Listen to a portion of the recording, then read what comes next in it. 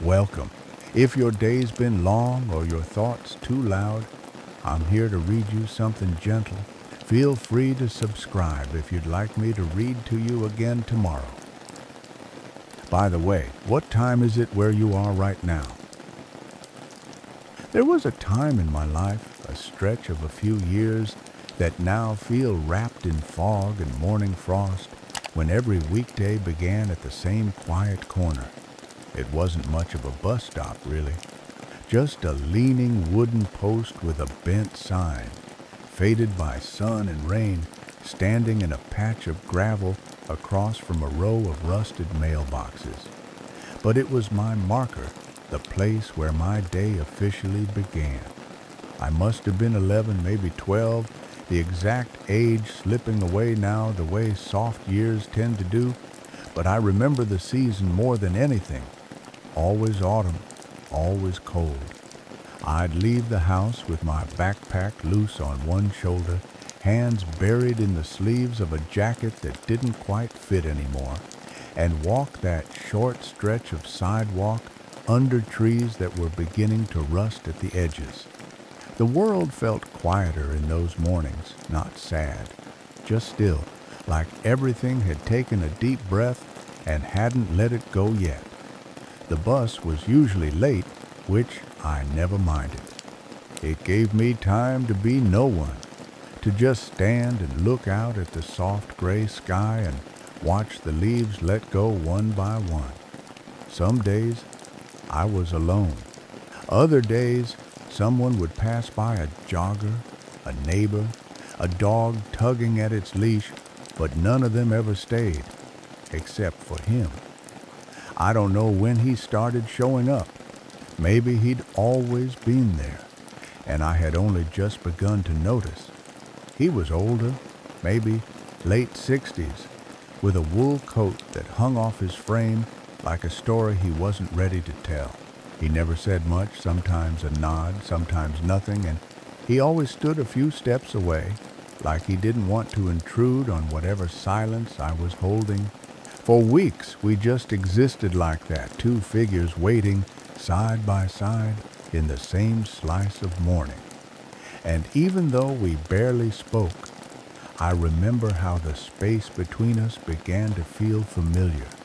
He always arrived just before the bus, and he never boarded it, just watched, then turned and walked the other way. I didn't think much of it then, but now, looking back, I realize how comforting it was, that quiet presence. How sometimes all we need is someone who shows up, stays for a while, and leaves without asking anything of us at all. It happened on a Thursday, not that the day of the week matters, but somehow I remember the feel of it. The air was heavier that morning, clouds low and full of unshed rain, and everything smelled like wet bark and smoke, like the season was thickening. I'd arrived at the stop a little earlier than usual, my shoes damp from the walk through the dew-soaked sidewalk, and he was already there, hands in his pockets, eyes on the tree across the street. That tree, a tall sycamore, had been losing its leaves steadily for weeks, scattering crisp gold across the road like little coins. I stood beside him, not too close, the way I always did, and we stayed like that for a while, just listening to the sound of distant tires on wet pavement and the occasional rustle of branches above. Then, without turning to me, he said, "It's almost done." I didn't answer at first, unsure whether he was talking to me or simply out loud, the way some older people do when they've been alone too long with their thoughts. "The tree," he added after a pause. "Soon it'll be bare." I remember looking up, watching a single leaf drift down in a slow, lazy spiral. I nodded. "Yeah," I said, "it's going fast now." And that was it, the entire exchange. No names, no questions. Just two lines passed between two people who had stood beside each other long enough to earn the right to speak softly into the silence. But something shifted after that. Not in a big way. He still showed up just before the bus, still didn't board it, still walked away in the opposite direction. But now, there was something in the way he glanced at me when he arrived. A recognition, a quiet agreement that the space between us had changed, just a little. And I found myself looking forward to those mornings even more, not for conversation, but for the possibility of it, for the way a few small words, offered gently and without expectation, could make a corner of the world feel more human. I didn't realize it then, but those tiny exchanges were teaching me something important. That connection doesn't always need depth or history or explanation. Sometimes it just needs time, shared space, and a few words said kindly beneath a tree that's learning how to let go. It wasn't like him to miss a morning, not after so many quiet weeks of consistency, of shared silence, of gentle nods beneath the shifting trees. But that particular day, something was different from the start. The air had turned sharp overnight, the way it sometimes does in late October when autumn begins handing things over to winter. I remember tugging the sleeves of my jacket down over my knuckles as I turned the corner, expecting to see him already there in his usual place, hands buried in that old brown coat, eyes quietly tracking the sky or the way the wind moved through the trees. But the space where he usually stood was empty. Not suspiciously so, just lacking. The world around the stop carried on as always. A dog barked down the street, the distant sound of a car door slamming, a squirrel darting across the curb. But it felt hollow, somehow. Not because anything terrible had happened, not because I knew him well enough to worry, but because something familiar was missing. I stood there longer than usual, eyes flicking toward the corner, half expecting to see him rounding it late, holding a hat against the wind, maybe slowed by the chill. But the minutes passed, and the space beside me remained untouched. The bus arrived, its usual hiss of brakes and swinging door, and I boarded without much thought, sliding into my seat by the window. As we pulled away, I looked back at the stop, now small in the glass, framed by falling leaves. Still no one. Just the post, just the tree, and something about that empty space stayed with me for the rest of the day, not as sadness, exactly, but as an ache, like when you suddenly notice a picture frame has been taken off the wall and the outline is still there in the dust. It made me realize how much a presence, even a silent, steady one, can come to shape a place or a time of life. We hadn't shared much more than a handful of words, but I had come to rely on his being there, like the tree itself or the chill in the air. And that morning, standing there alone, I learned something I would carry with me for years. That absence, when it follows quiet companionship, has a sound of its own, not loud, but deep. A kind of stillness that hums under your ribs and stays there, long after the moment has passed. He was there the next morning, just like that, as if nothing had changed, as if the world hadn't shifted slightly in his absence the day before. I saw him before he saw me, standing in his usual spot, hands tucked into the same wool coat, head tilted slightly toward the tree across the road. I slowed down without meaning to, a strange mixture of relief and something close to hesitation rising in me, as though the spell of silence we'd built together had been briefly broken and was now being patched back together. When I reached the stop, he looked over just a glance, brief but steady, and gave that familiar nod, the kind that carried just enough weight to say, "I see you," but not enough to demand anything in return. I nodded back. That was all. We stood side by side again, and for a moment I considered asking where he'd been, or if he was all right, or if he ever took the bus anywhere at all, but none of those questions made it past my tongue. Not because I didn't want to know I did, but because I understood, somehow, that some people give what they can by showing up, and that's enough. After a while, he spoke. Not much. Just chilly again, with a slight exhale like the words were smoke. I said, "Yeah." And then, without turning to look at him, I added, "You weren't here yesterday." He didn't answer right away, just shifted his weight a little, the gravel crunching softly beneath his boots, then had somewhere I needed to be. Nothing more. But there was something in the way he said it, not evasive, not guarded, just personal. It was the first time I realized he might have a whole world I'd never see, people, places, obligations, and that his presence at the bus stop wasn't random, it was chosen, a part of his rhythm, just like it had become part of mine. And that morning, with the bus rounding the corner and the wind carrying the first true bite of winter, I felt something shift between us. Not closer, exactly, but clearer. Like when a fog lifts just enough to show the shape of the path ahead, even if you still can't see where it ends. It was one of those mornings when the cold had settled in fully.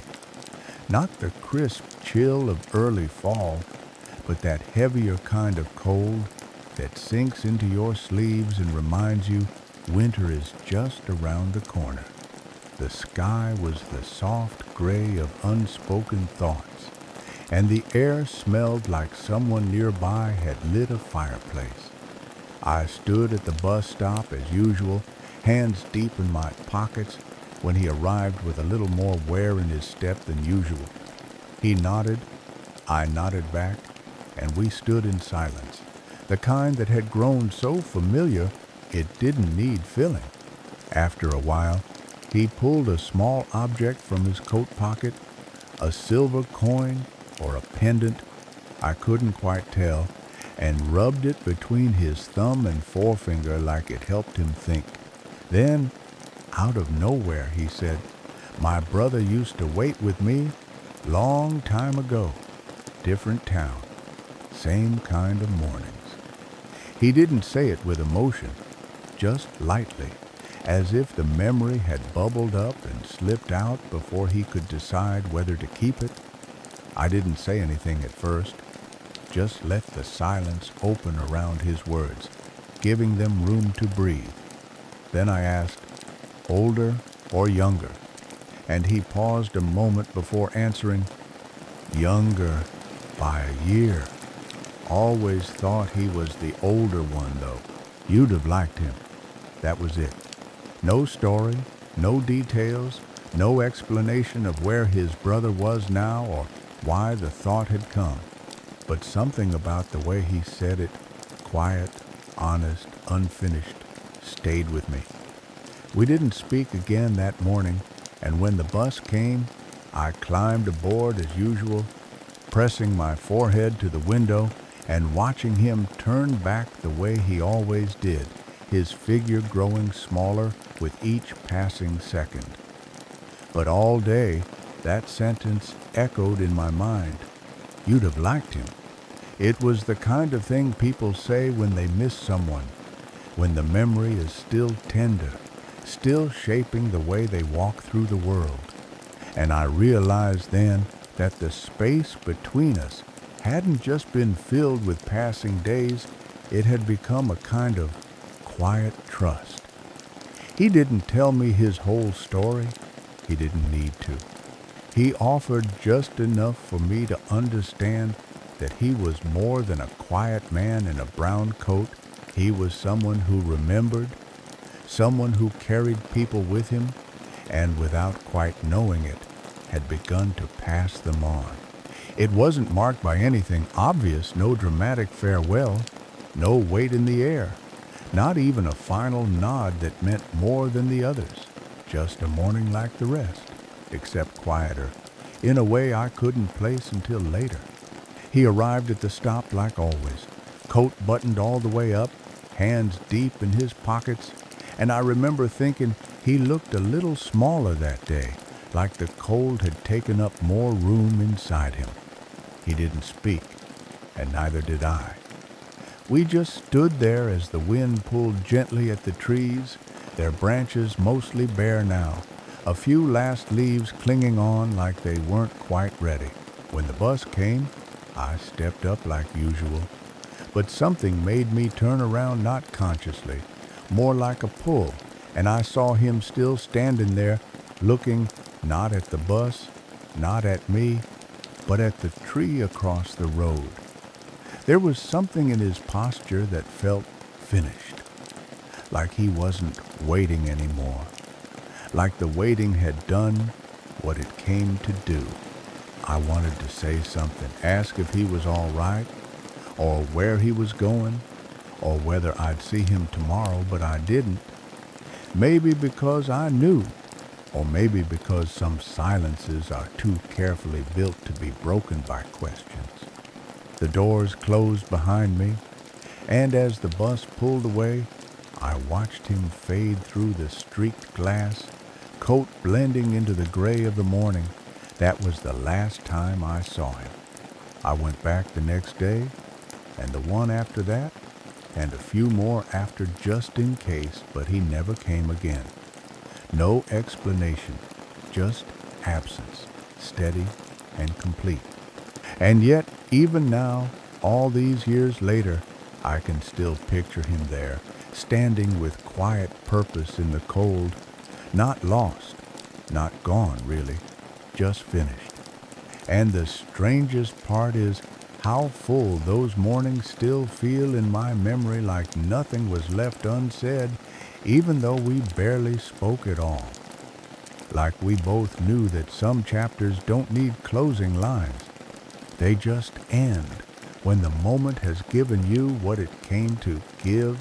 Years pass the way they always do, quietly at first, then all at once, and eventually I stopped thinking about the bus stop every day. Life got louder, mornings filled with other things, jobs, deadlines, voices that didn't know how to be silent, but every so often, without warning, something would bring it all back.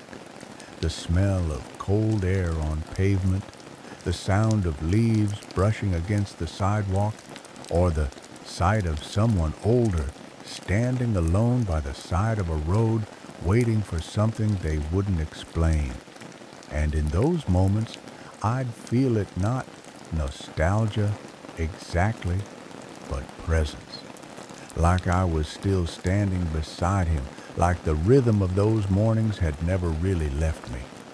I began to realize how deeply he had shaped something in me, not through lessons or advice, but through quiet modeling. The way he held space, the way he never rushed silence, the way he offered his company like a steady hand without reaching out. I noticed I'd started doing it too, with friends who needed stillness more than conversation, with strangers I sat beside on long train rides, with the people I loved most, when words failed them and all I could offer was a calm chair across the table. It wasn't a decision, it was just there, in my breath, in the way I stood beside someone without trying to fix them. He had taught me that not by teaching, but simply by being. And in this fast, noisy world, I've come to understand how rare that is, how meaningful it is to be someone who doesn't take up too much space, but makes room for others instead. I never learned his name. I don't know where he lived, or why he stood at that stop, or what he carried in his pockets besides that small silver token he rubbed between his fingers when he thought no one was looking. But I remember how he stood. I remember the hush that wrapped around him like a second coat. And now, when autumn comes and the trees begin their quiet letting go, I find myself walking a little slower, listening more closely, and thinking softly, this is how you stay with someone even after you're gone. I went back, years later, not for any special reason, just a quiet afternoon, a slow drive, and the turn of a familiar corner that led me back to the old street. The houses had changed a little, newer windows here and there, a fresh coat of paint on the fences, but the shape of the place remained the same. I parked a little ways down and walked the rest, the way I used to when I was young and wrapped in a jacket too thin for the cold. The bus stop was still there, leaning just slightly like it always had, its wooden post now more gray than brown, its sign faded at the edges, but still legible. The tree across the road stood taller somehow, barer too, as if it had kept on letting go long after we'd both stopped standing beneath it. I didn't stay long, just a few minutes, long enough to feel the air again, to listen to the soft rustle of leaves against the curb, to hear the distant hum of a bus engine, even if none came. I didn't expect to see him, of course. I hadn't for a long time.